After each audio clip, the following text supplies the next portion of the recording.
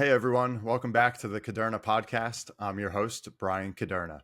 So on today's episode, I've got a great guest lined up. If you're a fan of science fiction or just a big reader, you probably already know the name William Forstchen. If not, let me give you a quick bio and we'll bring everyone up to speed. William Forstchen is a New York Times bestselling author and professor of history at Montreat College in Montreat, North Carolina.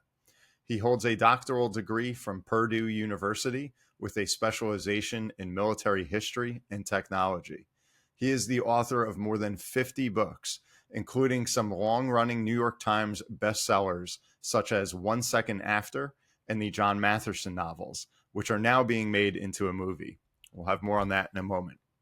My guest is a noted expert historian and public speaker, having been interviewed on Fox News, C-SPAN, and many other outlets on topics ranging from space technology to national security threats, cultural issues, history, and much more.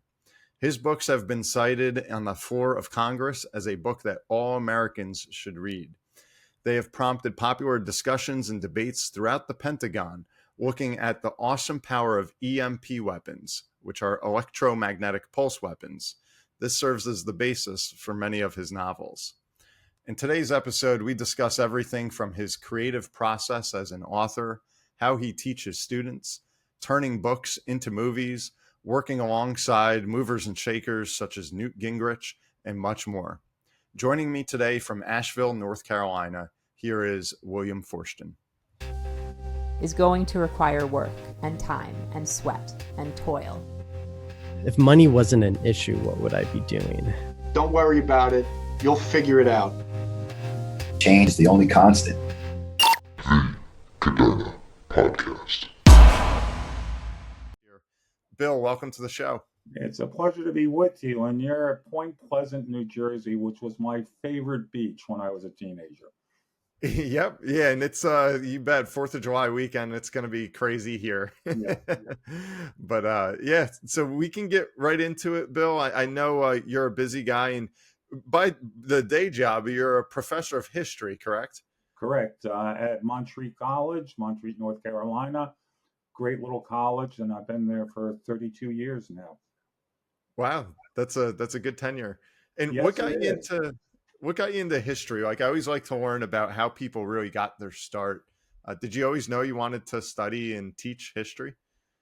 You know, from the age of 3 and 4, my mother used to take me down to a Revolutionary War graveyard. I grew up just outside of Newark, Battle of Springfield, and we would look at the headstones, and Mom would make up stories. I was a confirmed historian by the time I was 6 or 7. It's what I always wanted to do. That's awesome. That's pretty cool. And what was the first step in that? I mean, did you study history formally, or did you kind of, I know some people will do that as a minor, others as a major. How did you pursue that? Well, maybe it was a mistake, but I was a history major, a history education major in college. Okay. When I got out, there were no jobs available. I actually worked as an actor for 2 years, doing reenactments and doing programs for schools on the Revolutionary War and Civil War. I'd be fully dressed, all the equipment. Finally, in 78, I found a teaching job up in Maine, and that launched me from there. 10 years in Maine, and then on to graduate school at Purdue for advanced degree in history. Got my PhD in and found a job in Asheville, North Carolina. I've been here ever since. Good for you. That's pretty cool.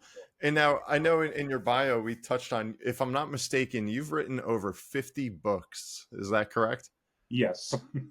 So I guess the first question, and as an author myself, like, I know how big of a project it is. Mm-hmm. Sometimes it's a lot of fun. Other times it's like, why am I subjecting myself to this punishment? Mm-hmm. How did you do 50? I mean, what is your process? How do you go about doing that? You know, one of my casual answers is writing books is like eating pistachios. You can't eat just one. You got to go back and do it again and again. Mm-hmm. Therefore, it's kind of hard to describe the process. The books that I turned out that were really good ones. Well, the best one, of course, is my book 1 Second After about EMP. Mhm. I was struggling with that topic for a couple of years. I couldn't find the hook. I was doing the dumb Tom Clancy hero, 3 weapons, and all of this stuff. I was sitting at graduation, and it really was, I felt like God struck me on the side of the head. Here's your book.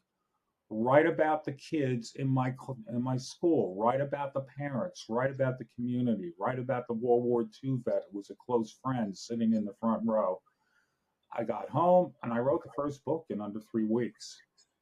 Then Really? there was a heck of a lot of editing. It was 4 years Sure. before it got sold. But you know what I mean. Every once in a while, just suddenly kaboom, Yeah. something hits you. Yeah. And tell me about your stuff. Yeah, and that's what's kind of interesting is like I have the work side, so my first book for me was Millennial Millionaire. That was when I was kind of getting my feet on the ground in the business. So I guess this was like 10 years ago. And that Mhm. was more of a kind of a financial advisor, how to / memoir of what the industry is like. Mhm. So I did that. And then kind of like you said, getting hit in the head. So during coronavirus, I really wanted to write again. Everything I was doing got moved from traveling everywhere to just being remote. And so I did a young adult fiction fantasy novel called Anorak, which Yeah. is just Corona backwards. Mhm. That was really fun. That had nothing to do with anything. It was just pure fantasy. And I was never really a big sci-fi guy. And that kind of got me into that realm of fantasy, sci-fi, and so forth. Yeah. Then the big one I did was What Should I Do with My Money with McGraw-Hill. That Mhm. was a couple years ago, and that was all about economics, which is a passion of mine, and a Mhm. lot of historical reference in there too. And I'm kind of in the works right now on a historical fiction, and then Mhm. a follow up to What Should I Do with My Money. So I'm juggling a lot right now as we speak. Tell me about the historical fiction. So that one is very much in the early innings, but it's leading up to World War I. Maybe you could even help with this, but it was there was something I was reading, The Words of Finance. I don't know if you ever read that book. No. Okay, so that was I think it was a Pulitzer Prize winning book, and it was about the genesis of the Great Depression. Yeah. And just one of the chapters in there is they're bringing together, Britain, France, Germany, America, all the central bankers, what's going on. There was almost like a sidebar on France when they were pre-World War One. They held so much of the world's gold, and that was going to be like their weapon. That if war ever broke out again, coming out of the 1800s, like they Mhm. wanted to be in control of their own destiny, and they said we're going to do it by just hoarding as much gold as possible. And so there was a thing called I believe it was the Circular Bleu, which was the blue circular that every bank manager in France, particularly Paris, got. And it was almost like a do not open letter that every bank manager had in their drawer. Mhm. And they said, if the message ever comes from the higher ups to open this, it's your emergency plan of how to evacuate gold. And it just a crazy story that I Wow. never ever heard about. And so I've been kind of diving into that, learning a lot about Paris, like in the Belle Epoque era and Yes, pre-World that's War One. fascinating. Yeah, and kind of so writing stories about that, and then weaving in how there was this little known thing, I think most people don't learn about it, of how France had all this gold, and then once World War One happened and the Germans started coming over, they just were able to kind of make it disappear from the country, and so that if they did get overrun, it would be safe. It's just a really cool story, and it was literally like 2 paragraphs Yes. in Words of And that Finance. becomes a whole book. Yeah, and I was like, I've never heard of this. Like, this sounds crazy, like a movie. And I was like, why not? Maybe this will be like a new little passion project. So Well, when with time allows, that's what I've been working on. the German offensive of August, because that's part of my area of military history. Was one of my main areas of study. I mean, Okay. They got within about 40 miles of Paris. I assume they evacuated the gold out of Paris. Yeah. Yeah. And this was all like right around, I don't have the date offhand, but it was in July of, Right when the war started. Yeah, as soon as everything was kind of like bubbling up, Mhm. they more or less pressed the button, everybody, and this is what I'm trying to get more information on, which there's not a ton out there, so I'm researching like crazy. But to get some kind of firsthand, almost anecdotes of, maybe what a bank manager was doing or what they thought when they opened that drawer and they finally opened up this blue envelope. It had to be pretty crazy. Well, remember the famous taxi cab convoy to the Battle of the Marne? You do know about that? No, not offhand. No. I'll give you one hint here. Okay. Okay. They are mobilizing troops as fast as possible. The Germans are 50 miles away. They're on the Marne, and it was called the Taxi Cab Brigade. Every taxi cab in Paris was rounded up, packed with soldiers, and driven 50 miles to the front, and they got there just in time. So I'm thinking you got some other taxi cabs going the other way with the gold stashed away. So, yeah. That, as you mentioned that, I do remember reading about that. Yeah.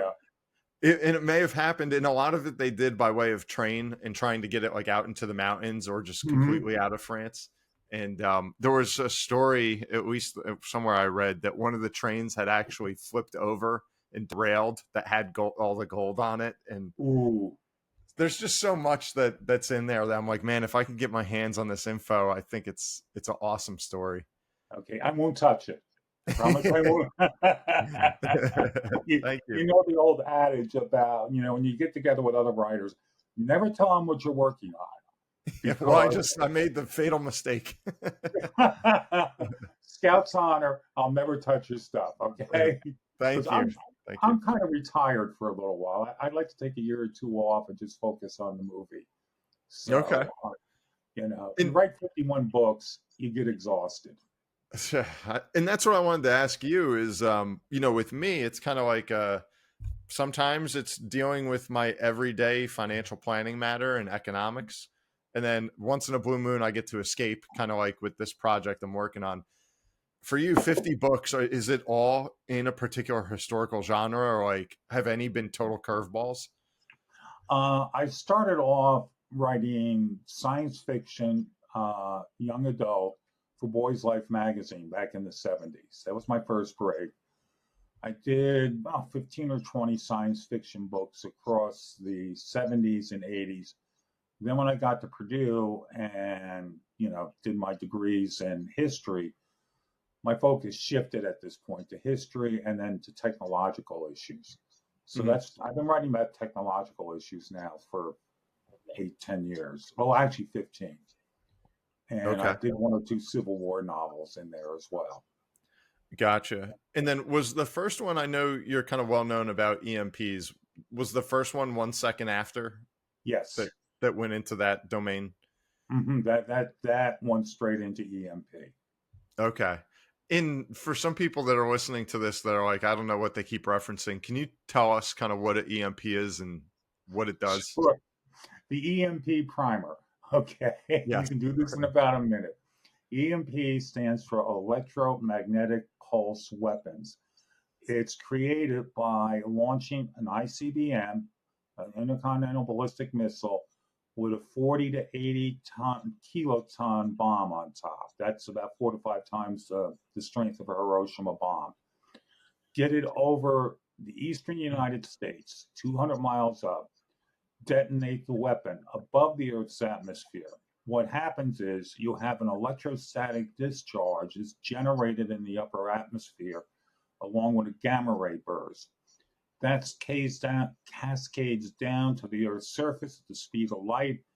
It hits into our electrical wiring, which every wire can be an antenna, and that feeds into the grid, blows out the high tension lines, can even blow out some of the generating systems. According to a DOE study of some years back, 80% of the grid would still be offline after 5 years. Do you get an idea how catastrophic this is? Worst case scenario, 3 such weapons, eastern, central, western United States, blow out America's grid. People will instantly lose their water, food supply, transportation, everything we're dependent on. We are an electrical society. We've been dependent on it for over 100 years. Just think of what happens if it suddenly snaps off. Last fall, I endured 6 weeks, but it was a local event ultimately. We had help coming in from all over the country. In fact, the guys that finally wired me back up were French Canadians. Had a great time trying to chat with them. So, And this was in I, Nashville. I only knew one word, and we can't repeat it on the air. But no, they were great guys. So it's a nightmare. You don't need dozens of missiles hitting the cities to blow them up. You just kill the electricity, and they'll die by themselves. So that sounds absolutely horrifying. Yes, it is. What? It is. Where did you get the idea for this? Because I think everyone's probably saying, is that even possible, or is this just total Where did this crazy? guy get this stuff from? Okay. Back in 1991, when I was in grad school in Purdue, Indiana, we got hit by a 1 in 500 year ice storm that took down the entire grid of northern Indiana. Lafayette, Indiana, where I was, West Lafayette, power was out for weeks. And within 5 or 6 days, this is a university town, but people were getting really squirrely, really, really squirrely. Sure. There were strange things coming out of, crime was going up and such. And I thought, this is a book someday. So it's set on the table in my mind for 12, 13 years. And then finally, at that graduation ceremony in 2005, got hit by God. This is what I'm going to write about. Did a lot of research, and the story went from there. And so everything you kind of summarized of it, all that fallout and how the missile comes over, blows up in the atmosphere, is that real? Is that possible? And how possible is it? Yes, 100% real, 100% possible. In 1962, we lofted a 1 megaton weapon about 200 miles out in space, actually about 300. When the weapon blew, an instant later, the power grid in Hawaii started to shut offline. And they were like, oh crap, what the heck is this? We knew about EMP, but nobody envisioned what could be done if the EMP is set off above the Earth's atmosphere, and then it hits into upper atmosphere and lower atmosphere and just keeps expanding out. So the Soviets go out, they try it themselves a couple months later over Kazakhstan, same result. Energy actually fed into underground cables and blew out a power station 500 miles away. So we then realized EMP is an incredibly potent weapon. This was in the 60s, these two events? 62, we realized it. It's ironic that the Test Ban Treaty came into effect 1 year later in 63, the Nuclear Test Ban Treaty. I almost wish we had tested this out a bit more and got across to all of us. This is an incredibly dangerous scenario. You don't need a massive strike. And unfortunately, with Hollywood, they keep getting it wrong. Really bizarre films about EMP. Only one film I know of did it right, and that was The Day After, back in the mid-'80s, where a big moment comes when an EMP is detonated over Kansas City. Just blows the whole grid out. Wow. And that was the day after. I'm sorry, your book is called A Second After? Yeah, 1 second after. Okay, so kind of a little similarity there between that older movie and then your book, a couple decades later. Okay. And then with your book, like to come up with that, and I don't know, I've never really written sci-fi, and I guess you have some kind of leeway to use some imagination, but then also to try and use real science that people are going to want to debunk. What was the research for that like? And did you have like subject matter experts that were working with you on the book? Oh, great question. A movie from the 50s, The Last Babylon, was about nuclear war, written in 1957. It was highly accurate about what happened in a small town in Florida. I use that very much as a model. I had been doing a lot of research even before, shall I say, the God moment. Interviewing people, interviewing experts, interviewing Dr. Peter Pry, who was like the godfather of this, and studied the congressional reports. There were 2 congressional reports out by the time I wrote the book on EMP, and those books were chilling in their detail. It's a report to Congress, but it scared the hell out of you. Those were written, I think, in 2002 and 2007. And all the assessments are the same. 80 to 90% of the population will die. Jeez, that's insane. And Yes, so it is. why do you think that this doesn't get more attention? I mean, I know your book is out there. I know there's been a couple movies, but it's not, when people think I think huge fears, everyone thinks about nukes. What if Russia, China, us start throwing nukes over around the world? Why is it, aside from your book and the movies, that there's not a lot of attention around something that sounds super catastrophic? Great question. Because it sounds like science fiction. Out in space, weapon blows up, electricity goes off. One thing I'd say is it's an expectation of normalcy, which means everything in our grid worked yesterday. It's working today. It's going to work tomorrow. I can't envision suddenly just shutting it off. I remember the first time I went down to Raleigh to testify there about it. I got lambasted. I remember as older senator, state senator, just flat out said, I'm not going to be involved with any appropriations for this sci-fi crap. All right. He didn't put it quite that way. It was a bit worse. It does sound like science fiction. But the reports are there. And what's happened when I started this in 2009, the vast majority of people knew nothing about it. But I find 15 years later, there really is a real awareness. And I'll have to say my book had an influence on that. It's been on the New York Times bestseller list for 8 years. It's still selling like crazy 15 years later. So people are becoming aware. My prayer for my movie is the director, producers, and everybody keep reassuring me this will be accurate. None of the Hollywood stuff.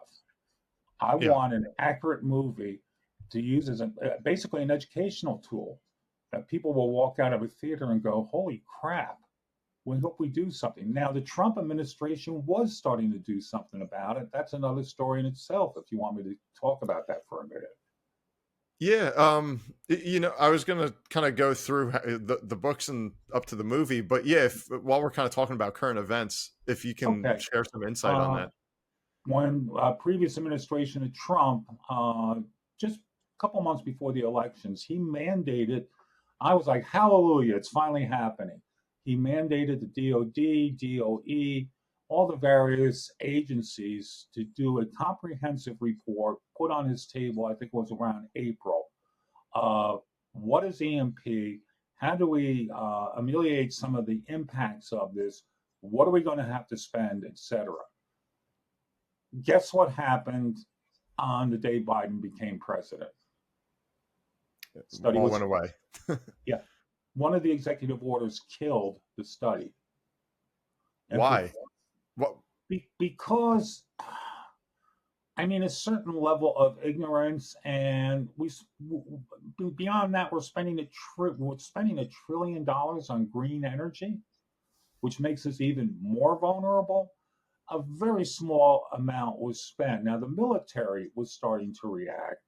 I spoke out in San Diego a couple of years ago, and their military base there, they've basically got an internal system that can kick online even after an EMP. So we're seeing military bases, but for the civilian population, nothing. Nothing, except now.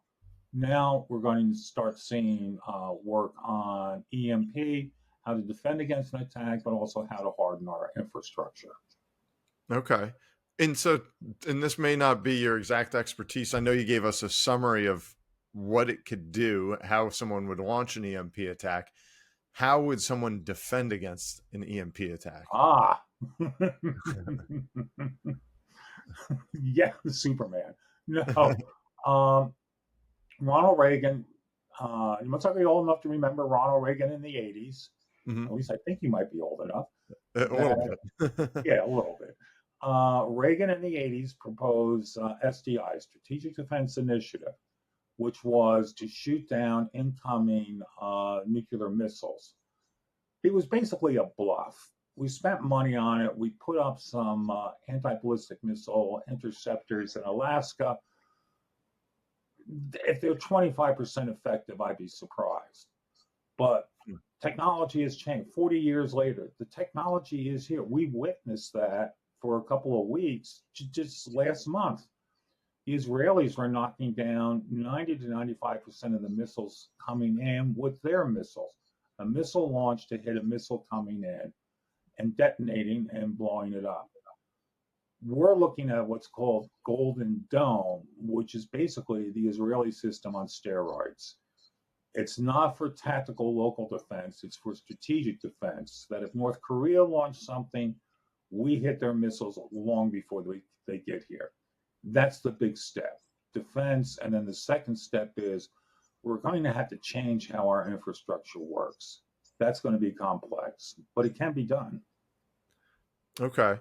And so maybe just to spend a second on both of those, because I find them very interesting. So Golden Dome, that's a new initiative that we have, the U.S. has. Yes, And that was first proposed by Reagan about a month ago. by Trump. By Trump. Yeah. Reagan would have approved. Yeah, right. Yeah.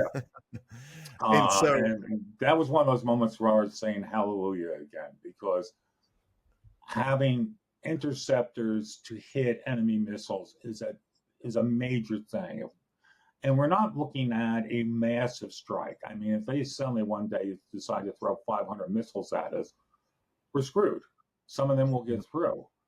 But if it's about EMP, 3 to 5 missiles, hoping 3 will get through, we'll do it. So it's not like a super high tech, we have to do all this. Now, the second thing is we have to harden our infrastructure. Yep. Our electricity is pumped on systems that are 30 and 40 years old.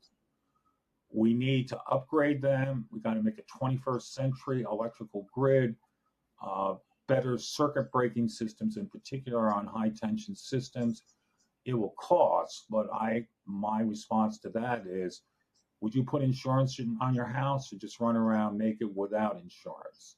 This is an insurance policy to protect America. Well, for example, you went through Sandy. How long did you go without power then? that was it seems like it was so long ago. I want to say it was like a week and a half. Mm-hmm. I know some people had a lot longer, and then others, it was anyone who seemed to be kind of very close to a hospital. They were back on in like 2 days, if that. Mm-hmm. But I want to say it was right around like 7 to 10 days. Yeah. And some people had longer, like I said. And it was winter. Well, winter was approaching. So Yeah. Well, no, I think it was the test of autumn. my memory. I think it was like October, if I'm not sometime mistaken. time in October. Yeah. You sort of got a little taste of what a prolonged shutdown would be. I mean, I experienced 6 weeks. There were areas here that took 3 months to get their electricity back. Jeez. After Helene. Yeah. That's just a taste of what it would be like. Yeah, it's crazy, but I mean that sounds just like such a huge undertaking to try and redo the whole infrastructure. I know it needs to be done, but well, you don't have to do the whole system. Mm-hmm. I call it lifelines of recovery. Start with upgrading key trunk lines. Key lines running from the generators. 1 or 2 major lines, get them up and running. Like you said, to a hospital, things like that. But once you got the electricity there, you can patch in other systems and you gradually rebuild. Now, you might not get your house back for years, but you'll get the fire department, the police department, the hospital, and all that back online. Sure. No, it makes sense. And so kind of going back to your books, like you started with 1 Second After, and then there's 5 in total that are based on this storyline, correct? 4. Yeah. 4. Okay. I'm sorry. And now let's kind of segue a little bit into the movie. So how did that come about? I'm sure a lot of people, other creators out there, are thinking, man, that's like a dream come true. How did that all unfold? If you could clue us in. Yeah, I mean, my God, was I that good that you rewarded me with this? It, it was optioned. The book was initially optioned right out of the gate by, of all people, M. Night Shyamalan. Oh, He really? optioned Okay. it first, and then some others. And then I fell into option hell, which is where 98% of all writers wind up. A What good does that mean? example. Haldeman, The Forever War. That is one of the great classics that was written in the 70s. And I think they're finally getting a production now. It's an incredible experience trying to get there. I got real close 6 years ago. In fact, I was getting set to fly out to meet with the producer, and he was an amateur pilot, and he was a real amateur pilot. He plowed into a mountain. So that derailed me for a year. He had the option. And then finally, the guys I'm with now picked up the option 2 years ago and have done a great job. And finally, in April, we got a green light that we're going forward. Well, and so to lead up to all that, when you mentioned like you're in option hell, is that like your publisher or your agent soliciting producers out there, or vice versa, or like how does it? Are you selling the book, or did these producers just happen to read it? Like, hey, I like this idea, let's consider it. Okay, the way that works is producer picks up my book. Hey, I like this book. He then goes to my film agent. I have a film agent and I have a book agent. And he says, I'll option it. Option means that I usually contract at 12 months. It could be $10,000, it could be $50,000 option to me. And he has the exclusive right for 1 year to work with that book. And if he produces something great, we start going to green light, or he drops me. Option hell is where most writers wind up. They get option, but it never quite gets to the next step. That's the big step. And is that where, based on what you said, like someone takes an option, they pay you a fee, and then they have it for 1 year, and you just keep doing that again and again and again? Yeah, until finally, because of course the big thing is, there's the step from my producer is he's got to get the financing. That's what a producer does. And he finally started pulling some people together, and actually they were conservatives who really loved my book. And I said, and they were saying, yeah, I'll throw $5 million into it. Well, what the heck? I'll take it. And I don't get that. I just get a minor option fee. But we build up the war chest, and when we have enough, we start work. So work started around May is when they really started working. Hired the director. They're hiring the talent. They've already got the location set. Their concept art just came up to me today. So we're rapidly moving forward. That's awesome. Do they have a timeline of when they hope the movie would come out? Beg your pardon? I said, do they have a timeline of when they hope that the movie would come out? If everything goes according to plan, it would be late spring, summer, the movie will be out, which is a pretty quick turnaround, 6 to 8 months from end of filming to the movie is in the market. Yeah, that sounds really fast. So you're talking in the spring of next year, so not even a year away? Yeah, wow. Yeah, next year. Late spring, summer is what they're telling me. Got it. And would it be more documentary-ish, or is it kind of like a Hollywood movie film? Yeah, it's a novel. Okay. The plot of the book is the main character is a retired military man. He's a professor. His wife has passed away. He has 2 children, one of whom is diabetic, which becomes a major plot point. The power goes down. Female lead comes in. Yeah, and it's standard, male, female, various characters of the town, and then the bad guys start showing up. So it's definitely a novel, but throughout that novel, it's about EMP. How does the grid affect us? What happens? Just one quick thing. He goes to the pharmacy the day after the EMP, and the pharmacy's being mobbed. Huh. And he finally winds up in a major altercation with one of the people there who's trying to get some Oxycontin, but has no ID, and the pharmacy doesn't have power. What do you do? I took that from interviewing the pharmacist, who was actually in tears when we got done with the interview back when I was writing the book. Wow. All that she knows who could go wrong would die. Yeah. It is such a scary thing. I think a lot of people don't even really want to think about it. That's part of the problem. Yeah, I think it is. And that might be a good segue. I know we've talked a little bit about the book and now kind of the intro to Hollywood, which is really cool. I'm excited to see how that all unfolds for you. But the thing, I feel like nothing gets done until you get the politicians involved. So how have you had, I think I heard you say that you had testified at one point. What has been your relationship, if any, with decision makers, whether they are elected officials or they're different agencies, or can you clue us in on any of that? Well, to drop a name, Newt Gingrich has been a close friend of mine for 30 years. Back in the early 90s, a publisher paired us up to write a novel together. And in fact, I wound up writing 7 or 8 novels across a span of about 10 years. He's an incredible. I say that when you're having a conversation with Newt Gingrich, it's like trying to drink out of a fire hose aimed straight at you. He is so damn knowledgeable on stuff. So Newt was a great help. He even did the foreword to my first book. He networked me in with some various politicians.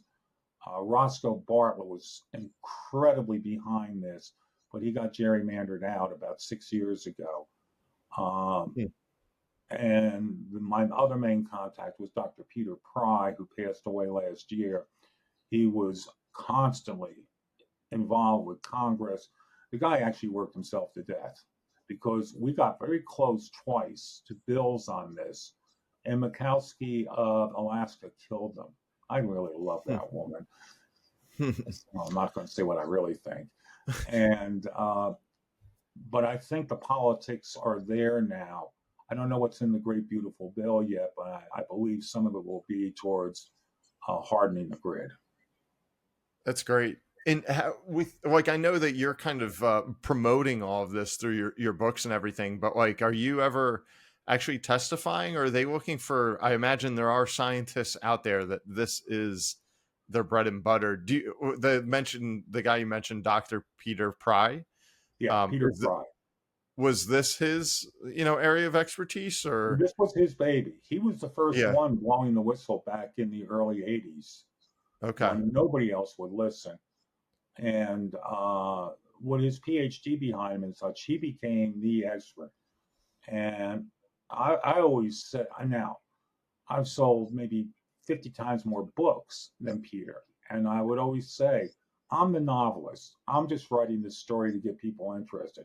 You're the guy that's going to move it across the goal line. With his passing, we have a kind of a void at the moment, but I know Newt Gingrich is still pushing this sort of thing. So we'll see what happens. I've worked with the state of South Carolina, which on a state and local level is starting to move towards hardening its infrastructure. So I've been down there several times talking with politicians and the electrical consortium and such. So I've not been up to Congress. I mean, I think I've said I've been read in at the congressional record, but no, I've not been directly in Congress. Got it. Understood. And so you have a lot going on. I mean, you wrote over 50 books. You now have the movie that you're working on. But where you are right now, like you said, you have the summer off, you're a professor. What are you doing with your students? Like, I feel like you're obviously very passionate about EMP. Are you able to fold that into a lot of your lectures, or are you talking about the Revolutionary War? Both. I mean, at the start of the year, I teach 2 classes. They're both on military history. This fall, I'll be teaching the Civil War is one of my classes. No, I'm teaching World War I, World War II. Okay. First couple of days of class, They all come in with copies of the book. My dad wants a copy. Could you, could you give this and sign this to my boyfriend? And I'll even have parents show up sometime, and just, yeah, all my kids know about it because you can't help but discuss it. But then I Yeah. also teach an American history class. But you want to know something about that class? It's now a remedial class. I taught high school for 10 years. It's the way I taught history back then. My whole class for most of the semester is dedicated to teaching the Declaration, the Constitution, and the Bill of Rights because so few people know what they are. And I really drill that in. So if my kids ever run across Johnny on Waters World, asking people dumb questions, my kids will do good. Okay. All right. That's good. I feel like that should be kind of basic, material Yes. everybody needs to know right out the gates. But how do you feel like teaching in academia? So much has changed, I'm sure, since you started. What's good, what's bad? Like, are you involved on that side of trying to kind of further a particular curriculum, or are you like, hey, I'm just here to do the job, and then you do your books and stuff outside that? Well, you can't help but, be involved. It's, a lot of the things I used to teach. It used to be first day of class, I took them all to the library and showed them how to use a card catalog. Yeah. Things like that. I'll tell you one thing. A year ago, I told my kids, I want you to do an assignment, and then you're going to use Chat BDT or whatever it is, Yeah. GPT. Yep. I said, bring it in. And the kids all bring it in, and they were kind of laughing. And every last one said, this is how it works. They educated me. I can program it to make mistakes. I can do this. I can do that. And at the end of the class, I said, that's it. No more written assignments. Because even though I know you kids are great and you take the honor code and all of that, it's still going to frustrate the hell out of you on the night before the paper is due to just hit a couple of buttons. I can remember one professor, oh, my children have all signed the pledge and they have all promised to do. And I'm just like, lady, Come on. You're 35. You're kind of new to this. No, I do a lot more class discussions and things like that. Okay. Yeah, I guess I've changed over the years, but Yeah. a lot of it's still old hardcore history. Why did World War I get started? How did it happen? How did it get people? The society got dragged into the abyss. Why did the Soviet Union, Russia start? Mm-hmm. These are things everybody should know, and so few do. Do you think we're in danger at all of kind of losing that? Do you feel like there's less of an appetite for it? Good question. I know I'm living in a bit of a bubble. Mm-hmm. It's a small college, 700 kids. It's Christian based. Most of my kids are from small town America. Vast majority have some faith. Mm-hmm. In some ways, I feel like I'm teaching a throwback from 20 or 30 years ago. When I talk to other friends who are professors, and they're telling me about all the crap they have to put up at the university level with, all the ridiculousness of what's going on. So I'm blessed to be where I am. Yeah, it sounds that way, that you're not subjected to so much of like what you hear about in academia right now. I know two professors, long story short, both of them lost their job, both of them heavily tenured because of accusations from leftist type students. Wow. Yeah. And you hear a lot about that right now. I mean, we'll see. I think the pendulum swings, and that's where you see so much now with trade, community school, all that. It's swinging back. Yeah. I think I think a major comeback. Yep. Yeah. So time will definitely tell. But that's cool. I assume you still like it. You enjoy it. You get a lot out of it. And I'm glad you brought up Chat GPT. And again, I know you're not in one of these gigantic institutions, but what do you think of AI? That could maybe be, I'm sure there's already plenty of books about this, the iRobot, the kind of the fear of AI taking over the world. similar in some respects to what you have with EMP of like you're losing control of what you think the world's supposed to look like. What's your take on AI? How do you talk about it with the kids that you're teaching your students? Do you like it? Do you hate it? Are you utilizing it yourself yet? I don't even get on it. No. And I love how they've been advertising these like little miniature typewriter computers, and you can go back to this and write a real book. And I'm like, what the hell? Use a computer, you idiot. I bought my first computer in 1982, a 32K Commodore. You Yeah. know, of course, technology is always changing things. In the 80s, they were already hollering, oh, computers are going to ruin everything. Suddenly cell phones come out. Yeah, we got major societal problems. When school let out here last week, you should take all the kids and throw them outside and say, you're out there for 6 hours and no computers every day. Learn how to play again. Yeah. Where's our AI going to take us? I don't know. I'm not apocalyptic. I don't picture a day like Terminator where suddenly, Skynet takes over and blows us all up. Yeah. But it is going to change an awful lot of what we do now. One thing I'm really excited about, two things, are medicine, the technology of medicine, and the space program. I'm a passionate supporter of the space program. AI is going to be very important in both of those things. I agree. Yeah, I think it's important everywhere. It's just, and I'm a novice at it, but I find myself using it more and more.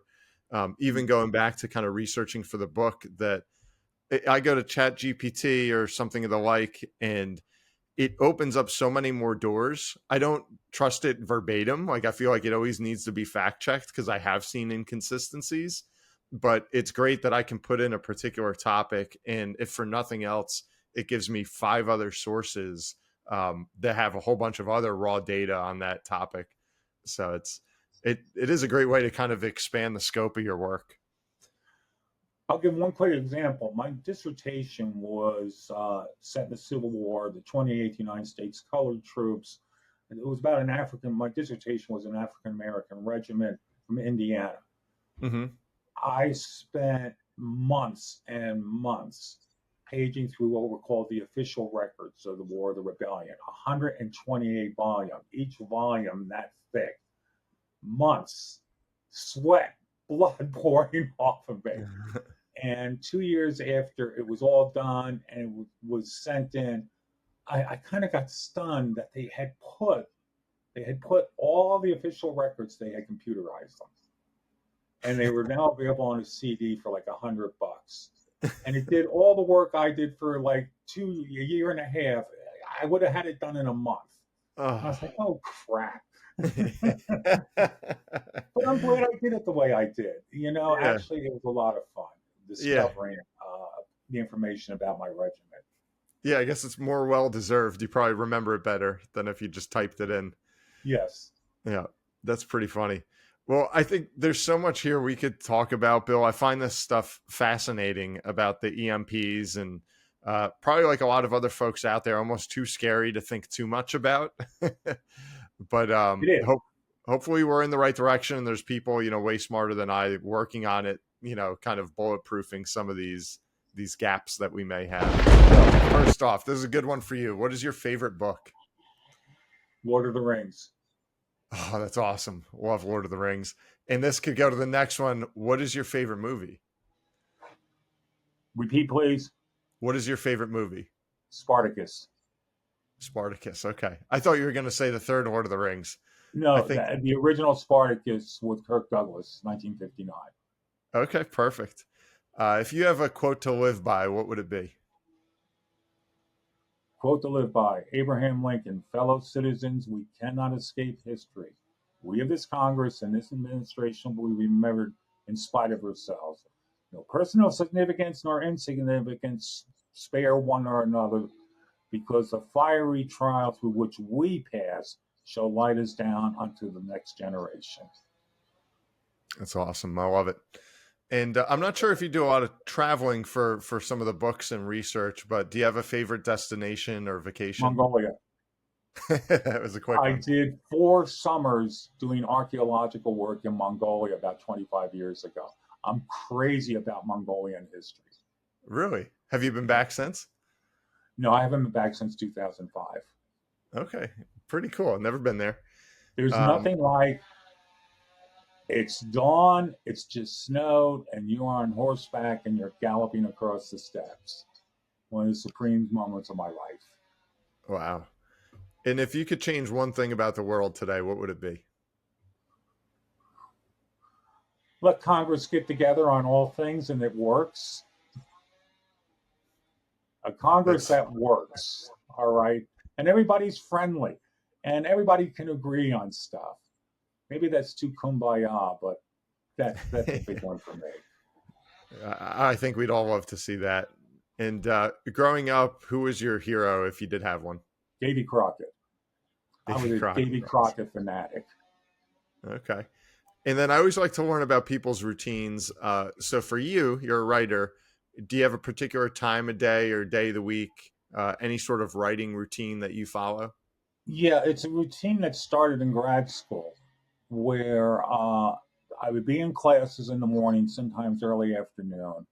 I'd come home, do about an hour or two of schoolwork, take a nap, eat a light dinner, go to evening class, come back, finish the evening work, and then work on my next novel until about 1 or 2 in the morning, go to sleep, get up at 6 o'clock in the morning, do the same thing over again, starting with bringing my mentor his morning coffee. And I still Okay. have that somewhat today. The best time for me for writing is 10 o'clock at night until 1 or 2 in the morning. Got it. I find that to be very common amongst writers, but Yes, because I there's don't know no why disturbances. nighttime works. Yeah, no disturbances. That's right. Are you married? Yes, I am. Yep. Children? Yeah, 3. You have 3? Yeah. Yep. So Okay. it's Yeah, busy. you need that But quiet time.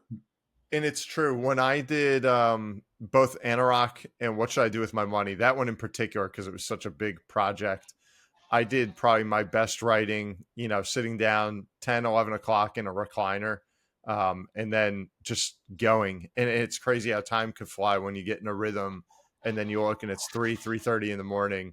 And I agree. That's usually when I would be most productive.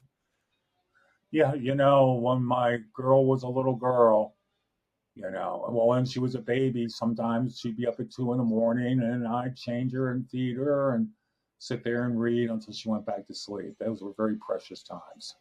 Yeah, definitely.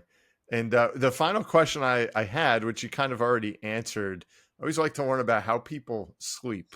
It sounded, if I got you right, writing to 1 o'clock, up at 6, you sleep about 5 hours a night? Not anymore, because I don't. During the summer, the college in its infinite wisdom learned never give me a class before 9:30 in the morning. And Okay. now I was in grad school, first class was 8 in the morning. So now, yeah, I'll stay up to 1 in the morning and I'll sleep to about 8:30, and Okay. then stagger out. And as I walk into the class, my student assistant hands me a cup of coffee. That's great. That's awesome. And so, last question here, not a part of the lightning round. You could take as long as you want, but you have a big movie coming out. What's next for you? Aside from the movie, what do you foresee in the future? Any big projects or passions you're thinking about? I'm a little bit at loose ends because my passion for 20 years was flying. And I owned a World War II plane, an original World War II plane. Wow. And on calm days, getting out at 8 in the morning, flying for an hour or two, punching through clouds, buzzing fields. The plane was destroyed in the flood. Oh, I'm sorry. Yeah, the hangar was under 15 feet of water. So I don't have a plane anymore. Maybe, I don't know. I'm 74, and I do realize there are bold pilots and there are old bold pilots, but there's no old pilot. I was a bit of a bold pilot. I love doing stuff. I'm not sure what's next. Okay. I'll go where adventure leads me. Perfect. That's awesome. Well, thank you so much for your time, Bill. I know we covered a lot of ground here. Very, very interesting. Any parting words you'd like to leave with our listeners? You are an incredible interviewer. Thank you. You know, I wasn't I expecting hope, that. I appreciate the compliment. I hope we continue this in the future because I really loved working with you today. Some podcasts at the end of that 30 minutes, I'm like, please let it end. Let it end. But this has been a great interview today. I've really appreciated it. And of course, have a great 4th with your family. Thank you. You too, Bill. And everyone, thank you again for tuning in to the Caderna podcast. Again, wherever you're watching or listening, be sure to leave a review, subscribe, tell a friend, and we will see you next time. And of course, have a great 4th of July. Amen.